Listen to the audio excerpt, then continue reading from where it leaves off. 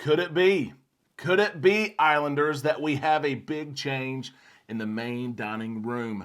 Many cruise lines have elegant night, formal night, an opportunity for passengers to dress up, pull out the ball gown, pull out the suit, the tuxedo, get ready, take the pictures, go to dinner, feel good about yourself, see everyone dressed up. Some people like that, but some people on formal night, elegant night, they skip it entirely. They don't bring the dress up clothes.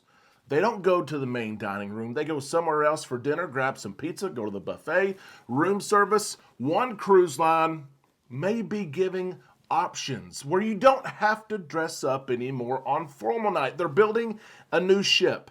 There's going to be 3 decks in one of their dining rooms, and each deck could have a different formality, a different dress code, a different menu. We're going to talk about, could this be the beginning of the end of the mandatory dress-up, formal, elegant night in order to eat in the main dining room? We'll talk about that. Plus, fire on board.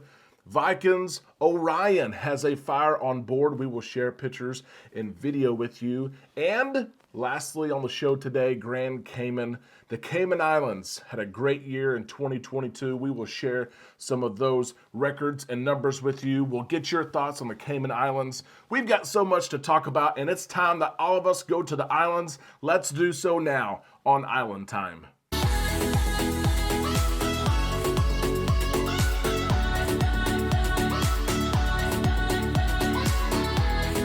A big happy Sunday to all you Islanders. I hope you're having a great weekend. I hope you're out and about. I hope you're marking things off that to-do list. Thank you for pausing, taking a break, catch your breath, catching the show today. This is Island Time, and I am Derek. It is time that we drop our anchors, everything on our minds, our hearts, the pressures on our shoulders. Drop it for just a little while. Let's take some time and relax in the islands today. This is one of 2 opportunities to do so. We have the show today, of course, which we're going to share the latest in cruising and cruise news. There's a lot going on, but we also have a second opportunity tonight.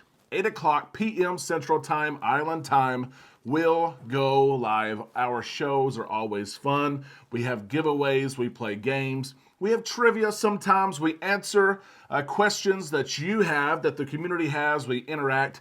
We cannot wait until 8 o'clock p.m. Central Time tonight. The easiest way to make sure that you're ready to go at 8 o'clock, make sure you're subscribed to the channel. You ring that bell to receive the notification. And when I hit that little button on this computer to go live, you will receive that notification. You can relax in your recliner. You can go outside, get the fireplace going. You can lay in bed. Wherever you're at, you can watch us. Be sure you join us. Let's get into cruising news. There's a lot going on this weekend. We're going to start first with this right here. Fire on board. We've heard it said, Islanders. I know I've heard it. I bet you have too, by crew members. The most dangerous thing on board, the worst case scenario on board, is fire. That's what they always say. And it happens from time to time. There are fires on board cruise ships. And I'm always impressed with how quickly crews respond. Of course, we saw the big fire. The one that you're probably thinking about right now is the Carnival Freedom. Remember the whale tail going up in flames? That was crazy. And that was just a few months ago. The Viking Orion has a fire on board. They had a fire on board just a couple of days ago. I'm going to show you video right here. The Orion was in Sydney, Australia. This took place over the weekend. 800 plus people were on board, and they had to be moved around.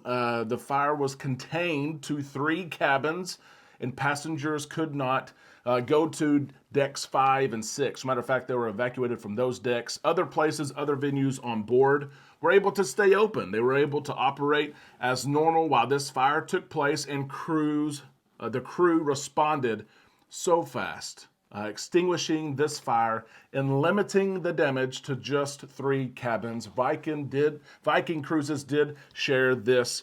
They said, "We can confirm that a small fire occurred in a guest stateroom on board the Viking Orion while the ship was docked in Sydney, February the 3rd, the morning of the 3rd. The fire was extinguished within minutes." Again, impressive always on the response of crew members, the training that they have. But training is one thing. It's when something actually happens that you apply the training. You know where the goods are, the fire extinguisher is, who to call, who to get there.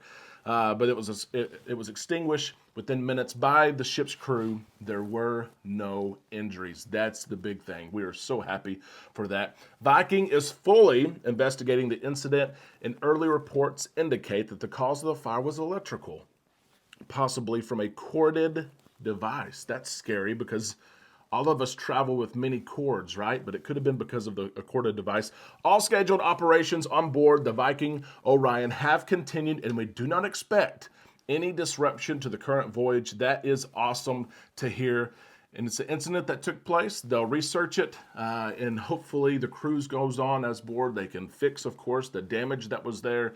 I've never experienced anything like this on board. If you have, share your story with us in the comments section below. Cruise news story number 2. This one is interesting. Princess Cruises, a popular cruise line owned by Carnival Corporation. A lot of you islanders enjoy sailing Princess. They have a new class of ships coming out, and the first ship in that class is coming out next year. The Sun Princess is the first cruise ship in the Sphere class for Princess Cruise Line, and Princess has released some of the details, initial details and renderings. We love pictures, don't we? They've released some of these pictures to us, and we're going to share with you some of these details today, including this interesting announcement, tidbit, carrot, hint that they have about dining. We're going to talk about that here in just a second. First, let me show you this right here. The ship's theater, known as Princess Arena. Look at this and how neat it looks. The 360-degree viewed chairs, the curved theater in-round design table. 1,000 guests can sit in this theater. Princess is excited about it, and it looks something that's next level. It looks like something that is next gen, and Princess is proud of showing it off. They're also proud to share news about their casino, right? They said, this is the biggest ship we've ever built, and our casino will be the biggest casino in the entire fleet. We expect that over 200 slot machines and video poker games, table games. Of course, Princess Cruises, they reward their casino players, much like Royal Caribbean and Carnival and others. You can sail on Princess and receive casino offers to go back again and again, and again, and again, and again. Princess has a very great casino program. If you're a casino player, you've never tried Princess, try it out. I promise you, you will be rewarded for your play. The Sun Princess, she's a big ship. She is 4,000 plus passengers, 175,000 plus gross tons. So not some of these smaller ships that we're used to, but also not just a mega, ultra big ships. There are some cruisers that don't like those big ships. This is somewhere in between. She's going to start, of course, her tenure in Europe. She's going to go from Barcelona to Rome, a 10-night inaugural sailing February the 8th of 2024, a year from now. She's going to spend a lot of time in Europe, but she's finally going to come to the United States, sailing from Fort Lauderdale in November of 2024. Her sister, the second cruise ship, is expected to be out mid-2025. We don't know exactly when. We don't know where the sister ship is sailing from. We don't know what the name of the sister ship will be yet. We know that Princess did reuse the name, Sun Princess. That was a name of a ship that sailed for Princess years ago. The original Love Boat, she was scrapped. So just like Carnival Cruise Line is starting to reuse some of those names, Mardi Gras, Celebration, Jubilee. Princess, as they retired some of their old ships, they at least did the same with this ship. We'll see about ship number 2. Here's what's exciting, though, and could be a game changer. Princess has dangled this carrot out there. They've given us a hint with not much detail yet, but the way that they announced this made me think that they're looking to reimagine the dining process, how formal you have to dress each night, especially on formal night. When for many cruise lines, for many years, when it's formal night, when it's elegant night, if you don't dress to that dress code that's shared with passengers, then you cannot eat in the main dining room. Passengers, of course, they press this, right? We know the dress code. No tank tops. Don't wear a hoodie. Don't have holes in your jeans. Cruise lines, oftentimes, I've seen it, and I wonder if you have too. Passengers will walk up and they'll say, hey, that doesn't meet the dress code tonight. You need to go change. If you would like to eat in here, go change into something more formal and come back. But those who like formal night, the nostalgia of it, the pride of it, upholding what it has been in years past, they have also shared that sometimes passengers will somehow get by the maitre d'. They will get to their table and they're not wearing what they're supposed to be wearing to sit there. And sometimes it bothers those passengers. They let us know on social media, I was sitting beside a guy with a hoodie on formal night. I'm not supposed, he's not even supposed to be there. But there's some people who love eating in the main dining room, but they don't want to get dressed up. They don't want to bring their dress clothes on vacation and have to get dolled up and pretty up. They just want to eat in the main dining room. And for a long time, they're not supposed to be able to do so.